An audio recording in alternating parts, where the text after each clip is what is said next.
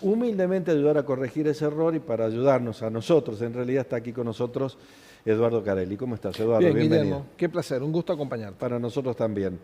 Le doy yo trascendencia a las noticias internacionales y la pongo en la mención que hacen los países desarrollados de la política internacional, y la denominan alta política. Es así, Totalmente. ¿no? Es Ese así. nombre le dan. Es el nombre de alta política, es un nombre que popularizó la política exterior de Estados Unidos, quienes creen que solucionando las problemáticas de la alta política, lo que sería la política local, la política doméstica, se acomoda naturalmente, ¿no? Sobre todo es una idea que nace de una ideología que se llama realismo en el marco de las relaciones internacionales y que la encarna mucho el Partido Republicano en los Estados Unidos.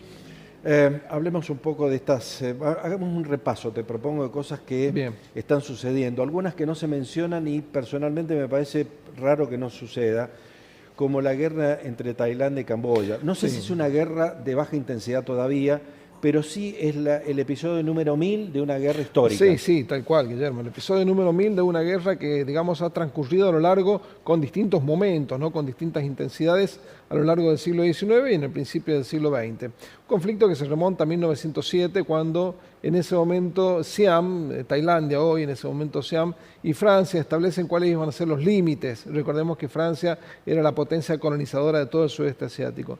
Y cuando establecen esos límites fronterizos, dejaron fuera de Tailandia un templo, Preah Vihear se llama el templo, muy importante, histórico, creado en el siglo XI de nuestra era, un templo hindú, en honor a Vishnu, un dios del panteón indio.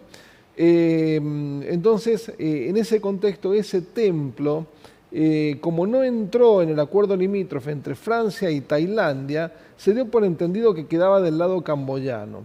El templo y las tierras aledañas al templo, que en algunos casos son de difícil acceso, pero con alto valor estratégico. Entonces, la importancia religiosa del templo, que hoy en día es Patrimonio de la Humanidad desde el año 2008, sumado a la importancia estratégica de las tierras en una frontera mal trazada, en una frontera trazada por una potencia colonialista como fue Francia, ha hecho que los dos países, Tailandia y Camboya, se enfrenten en distintos conflictos. De hecho, en 1941, Tailandia invadió 3 provincias del norte de Camboya y se apropió del templo y de todos los territorios aledaños.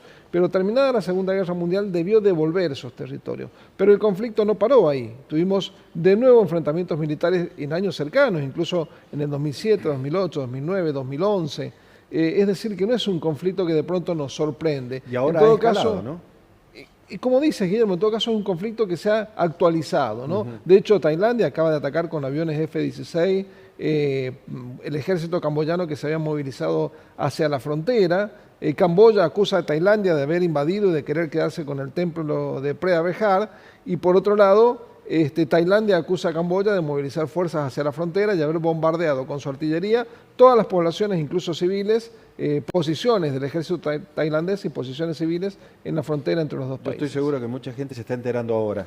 Sí, sí. Y es un problema bastante serio porque desequilibra geopolíticamente la región. Además, demuestra la poca habilidad que tiene China para dominar su patio interno, podríamos decir, ¿no? Porque estas son regiones que supuestamente China tiene en la mira y que ejerce algún tipo de presión diplomática internacional sobre estos estados. Pero lo que podemos ver es que claramente desafían la supremacía china estos conflictos internos. Recientemente se acaba de anunciar que Malasia está interesado en la compra de aviones F-18, un tema que vos conoces, Guillermo, muy bien, porque son aviones que Kuwait daría de baja y querían parar a la Fuerza Aérea de Malasia. Y China, más de protestar, no hace, es decir, se genera también un aumento de una carrera armamentística en todo el sudeste asiático y que vemos cómo acompaña esto la carrera armamentística que se desarrolla, por ejemplo, en Europa, en Medio Oriente, el conflicto ruso-ucraniano. Es decir, estamos en un mundo muy convulsionado y este conflicto hay que leerlo como una parte más de ese mundo convulsionado. Vamos a la crítica situación humanitaria en Gaza. Sí. Gravísima situación, la amenaza de algunos países de reconocer a Palestina como Estado si no se acuerda un alto al fuego, si Israel no permite el ingreso. Israel quiere demostrar que sí permite el ingreso de ayuda humanitaria. Siguen los combates, de hecho ayer hubo casi 300 muertos en diferentes lugares, más de 1000 muertos en las últimas semanas en los centros de distribución de alimentos, imágenes que hablan de desnutrición infantil y demás. Brevemente el contexto. ¿Cómo no? Y muertos por hambre también, Guillermo, Muertos por ¿no? hambre, sí. Sí, lo que dices es muy cierto, es un poco la realidad de lo que está ocurriendo en este momento. Lamentablemente Israel tiene cerrado el principal paso fronterizo entre la Franja de Gaza y Egipto. Hay que utilizar pasos secundarios para poder pasar la ayuda humanitaria, mayormente de las Naciones Unidas en su momento, que llegaban a Gaza, pero que no era para nada suficiente. Recordemos que en el marco de esta guerra entre Hamás e Israel, Israel ha declarado territorios donde no pueden ser habitados, es decir, territorios que tienen que ser absolutamente liberados, no tiene que haber ninguna presencia humana como forma de ir aislando las posiciones de Hamás dentro de Gaza. ¿El tema cuál es? Y que bueno, las propias Naciones Unidas, el Reino de Jordania, Emiratos Árabes Unidos, han aprovechado estos territorios vacíos para arrojar sobre esos lugares la ayuda humanitaria, por ejemplo. Esa ayuda humanitaria que cae sobre lugares vacíos hacen que de pronto los gazatíes comiencen a hacer recorridos de hasta 4 kilómetros caminando para tratar de llegar a esos paracaídas con ayuda humanitaria que llegan a estos lugares desiertos, a estos lugares vacíos. Se producen gran aglutinación de gente, el ejército israelí comienza a sospechar, se generan disparos de armas de fuego que Israel niega, pero que los gazatíes denuncian.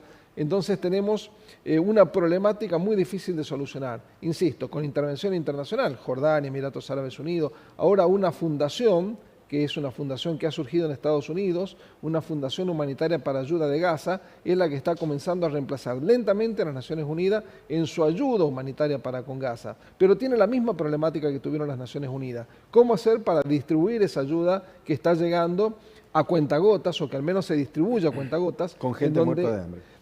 Claro, con un ejército israelí que está controlando los pasos fronterizos, que no quiere acumulaciones de gente, que entiende Israel, al menos los mandos que están a cargo de la operación militar, que esa ayuda humanitaria que llega se apropia Hamás y la utiliza Hamás para distribuirlo ellos y, bueno, un poco ganarse ellos esto de que llevan adelante la ayuda humanitaria para con su propia población.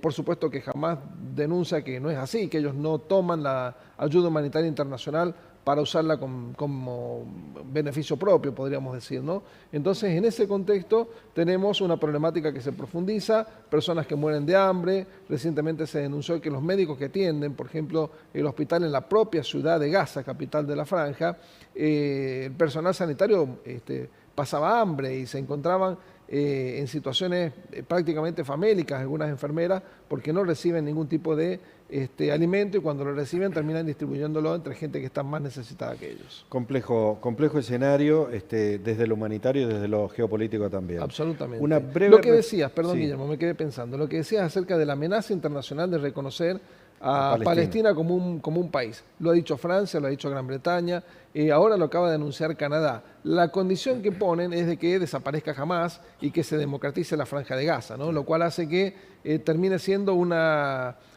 cosa meramente aspiracional, porque Hamás no va a desaparecer de un día para el otro, no se va a democratizar la Franja de Gaza. Poner eso como cláusula es querer derogar la ley de la gravedad en la zona. Más o menos. Una pavada enorme y peligrosa también. Una brevísima referencia a la situación en Ucrania. No se sintió amedrentado Vladimir Putin por los plazos que le pretendió imponerle Donald Trump. No, los plazos de Donald Trump sabemos que no funcionan, no funcionaron en la presidencia anterior con algunos conflictos, tampoco lo hacen ahora. No funcionó con Corea del Norte, por ejemplo, en su momento, no funcionan con Putin ahora, que es mucho menos presionable que el régimen de Corea del Norte.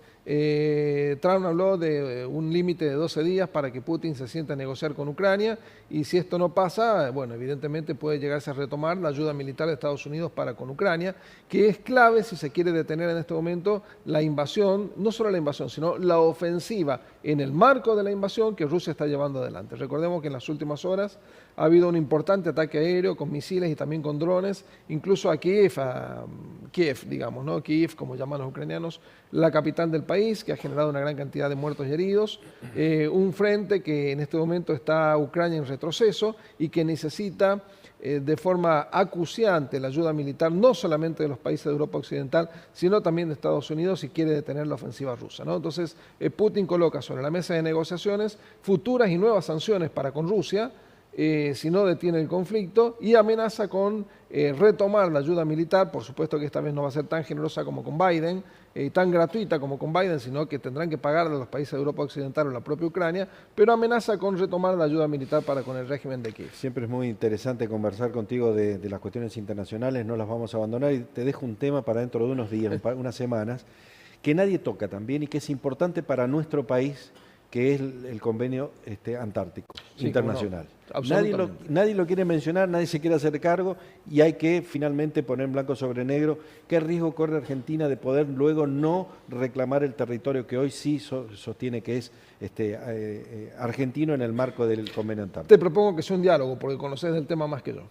Bueno, te lo agradezco mucho, Eduardo, como siempre, muy amable. Un placer. Volvemos en un ratito nada más.